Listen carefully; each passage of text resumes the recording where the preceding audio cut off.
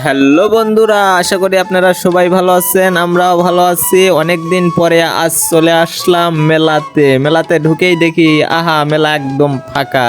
একটু পরেই আমরা বুঝতে পারলাম আমরা চলে এসেছি রং টাইমে, এই জন্যই মেলা ফাঁকা। আর আকাশে অনেক মেঘ, তাই মানুষ বাড়ি থুয়ে মেলার দিকে দৌড়াচ্ছে। থুকু, মেলা থুয়ে বাড়ির দিকে দৌড়াচ্ছে। যাই হোক, নাইটে মেলার ওয়েদারটা ভালোই লাগতেছিল, খারাপ না। কাকা যাবে ভূতের বাড়ি আর আমি যাব সামনে নাগরদোলায়, তাই দুজনের মধ্যে টানাটানি শুরু। দেখি কে জিতে। না, অবশেষে আমি জিতে গেলাম। কাকা আমার সাথে নাগরদোলার দিকে যাচ্ছিল। নাগরদোলার কাছে এসে দেখি পুরা নাগরদোলাই ফাঁকা। হাই রে হাই, এটা কেমন মেলা! আমার কাকা বলতেছিল চলো নাগরদোলায় উঠি।